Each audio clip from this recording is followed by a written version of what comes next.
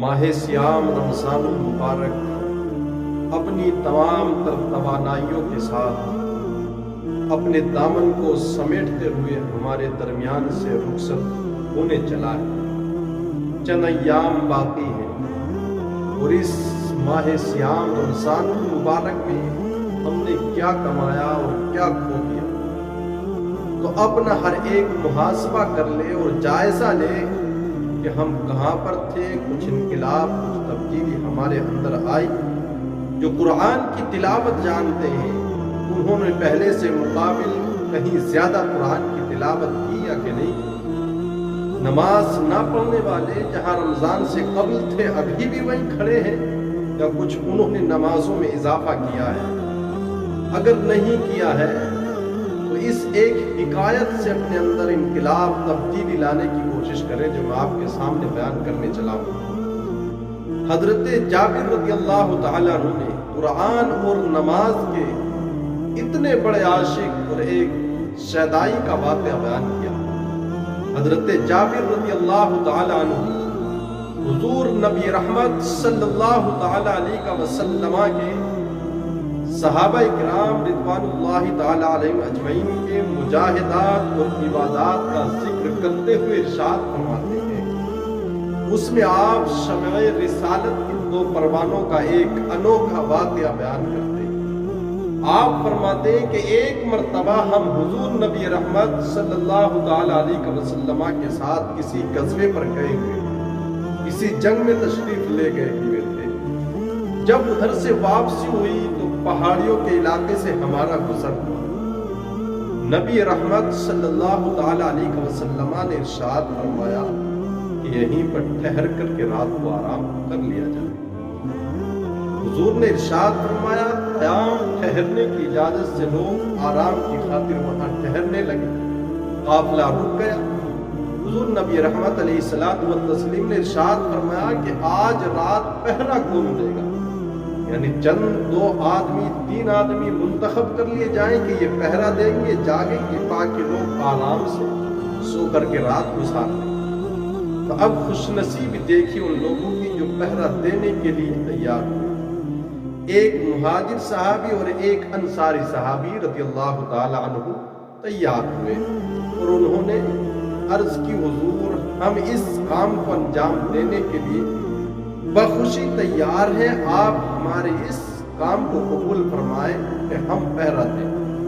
حضور نبی رحمت صلی اللہ تعالی علیہ وسلم نے اجازت مرحمت فرما دی۔ اب دونوں صحابی پہرا دینے کے لیے تیار ہو گئے۔ اب وہ دونوں صحابی آپس میں مشورہ کرنے لگے تو ایک انصاری صحابی نے اپنے مہاجر صحابی اپنے ساتھی سے کہا کہ ہم ایسا کریں کہ ہم میں سے ایک پہلے جاگ لے، دوسرا سوتا رہے، پھر آدھی رات گزر جانے کے بعد وہ دوسرا جو پہلے سے پہرا دے رہا تھا وہ سو جائے گا، یہ دوسرا پہرا دینے لگے گا۔ دونوں کا مشورہ طے ہو جاتا ہے۔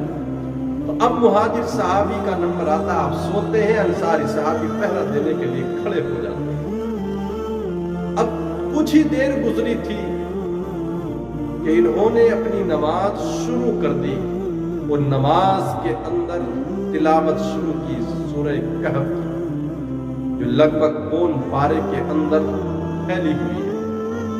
اب آپ نے نماز میں سورہ کہف کی تلاوت شروع کر دی تو کچھ دیر کے بعد دشمنوں کی طرف سے ایک شخص آیا۔ اس نے پہاڑی پر چڑھ کر کے دیکھا تو اس کو ایک شخص کھڑا نظر آیا نماز پڑھتے ہوئے۔ اب اس نے کمان میں تیر چڑھایا اور اس انصاری صحابی جو نماز میں مشغول تھے ان کی طرف اس نے تیر چلایا۔ وہ تیر آنے کے بعد صحابی رضی اللہ تعالی عنہ کے جسم میں بے بس ہو جاتا، لیکن آپ نے پوری حرکت کچھ بھی نہیں کی، جیسے نماز جاری تھی مسلسل ویسے ہی نماز کو جاری رکھا۔ اس ظالم نے دوسرا تیر مارا، وہ بھی آپ کو زخمی کرتے ہوئے آپ کے جسم میں بے بس ہو جاتا ہے۔ نماز ابھی بھی مکمل جاری ہے، دوسرا ساتھی سو رہا ہے، اس کو بیدار تک نہیں کرتے ہیں۔ اس نے تیسرا تیر پھر مارا اور وہ آپ کے جسم کو زخمی کرتے ہوئے آپ کے جسم ہی کے اندر پیوست ہو جاتا ہے۔ اس نے دیکھا کہ جب آپ زخموں پر زخم کھاتے رہے اور نماز مسلسل جاری رکھی، لیکن جب زخم زیادہ ہو گئے، شدت کرب اور احساس درد کی تاب نہ لا سکے، تو آپ نے اپنے ساتھی کو بیدار کرنا چاہا۔ تب اس نے دیکھا کہ یہ اکیلا نہیں ہے، اس کے ساتھ یہاں اس کے اور دوسرے ساتھی بھی موجود ہیں، تو وہاں سے بھاگ نکلا، اس لیے کہ وہ اکیلا آیا تھا پہاڑی کے اوپر۔ اب جب انہوں نے اپنے مہاجر ساتھی کو بیدار کیا، تو صحابی رسول صلی اللہ تعالی علیہ وسلم نے ارشاد فرمایا اپنے انصاری صحابی اپنے ساتھی سے، میرے دوست، تمہارے اوپر جب دشمن نے تیر چلایا تھا تو اس وقت آپ نے مجھ کو بیدار کیوں نہیں کیا؟ تو آپ کہتے ہیں میں نے نماز شروع کی ہوئی تھی اور اس میں سورہ کہف کی تلاوت چل رہی تھی، میں نے گوارا نہ کیا کہ کس طرح سے میں سورت کو نامکمل چھوڑ دوں، ادھورا چھوڑ دوں۔ میرا دل یہ چاہتا تھا کہ میں اس سورت کو مکمل کر لوں نماز کے اندر، لیکن حالات ایسے تھے اور حضور نے جو اصل ڈیوٹی لگائی تھی، جو اصل ذمہ داری میری تھی، وہ یہی تھی نا کہ مجھ کو اور آپ کو پہرا دینا ہے۔ اب زخم بھی زیادہ ہو چکے تھے، اصل ذمہ داری بھی وہ تھی، فرمان رسول ہے اس کو بھی پاس و لحاظ رکھنا تھا، تو اب میں نے آپ کو بیدار کیا۔ اب مہاجر صحابی نے اپنے ساتھی انصاری صحابی کے جسم سے ان تیروں کو نکالا اور یہ سب بات چیت ہو رہی تھی۔ تو آپ غور کریں، فرمان مصطفیٰ ہے، جان کی پرواہ کیے بغیر نماز کو مکمل کرنے کی کوشش ہے، سورت مکمل ہو جائے، لیکن جب احساس درد زیادہ ہوتا ہے تو پھر اصل جو ذمہ داری تھی وہ یاد آئی کہ اصل کام تو یہ ہے میرا پہرا دینا کہ اس کو احسن طریقے سے نبھایا جائے۔ اللہ ان پر اپنی رحمتیں برسائے، ان پاک ہستیوں کے ذریعے ہماری مغفرت فرمائے، ہم سب کی مغفرت ہو جائے۔ سبحان اللہ عز و جل، ان پاک ہستیوں پر قربان جائیے، جان کی پرواہ کیے بغیر نماز اور قرآن سے کیسی محبت اور کیسی لگن تھی۔